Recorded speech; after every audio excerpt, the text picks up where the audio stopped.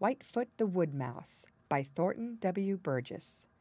Chapter 14. Shadow's Return. He little gains and has no pride, who from his purpose turns aside. Whitefoot. Shadow the Weasel believes in persistence. When he sets out to do a thing, he keeps at it until it is done, or he knows for a certainty it cannot be done. He is not easily discouraged. This is one reason he is so feared by the little people he delights to hunt. They know that once he gets on their trail, they will be fortunate indeed if they escape him. When Whitey the Snowy Owl swooped at him and so nearly caught him, he was not afraid as he dodged this way and that way. Any other of the little people, with the exception of his cousin Billy Mink, would have been frightened half to death. But Shadow was simply angry. He was angry that anyone should try to catch him. He was still more angry because his hunt for Jumper the Hare was interfered with. You see, he had just found Jumper's trail when Whitey swooped at him. So Shadow's little eyes grew red with rage as he dodged this way and that and was gradually driven away from the place where he had found the trail of Jumper the Hare. At last he saw a hole in an old log, and into this he darted. Whitey couldn't get him there. Whitey knew this, and he knew, too, that waiting for Shadow to come out again would be a waste of time. So Whitey promptly flew away. Hardly had he disappeared when Shadow popped out of that hole, for he had been peeping out and watching Whitey. Without a moment's pause, he turned straight back for the place where he had found the trail of Jumper the Hare. He had no intention of giving up that hunt just because he had been driven away.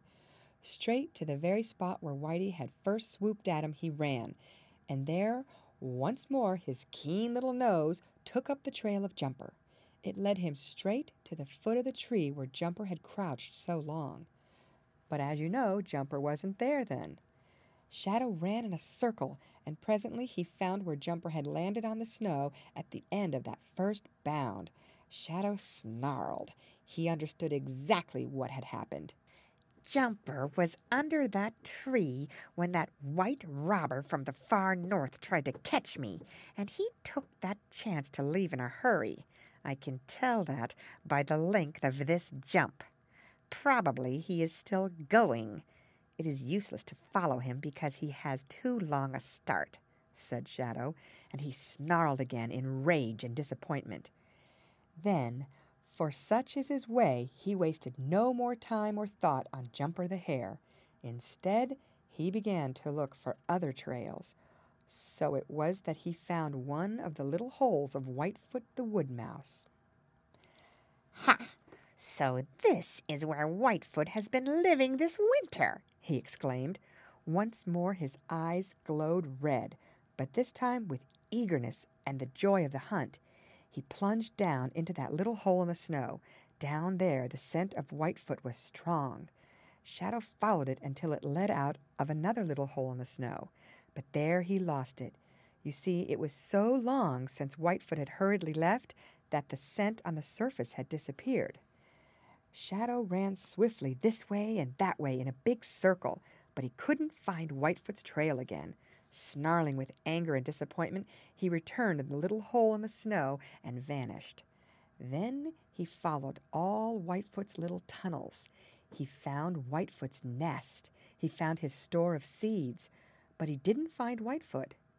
He'll come back, muttered Shadow, and curled up in Whitefoot's nest to wait. Read by Lorraine Montgomery for Lit2Go, on the web at fcit.usf.edu.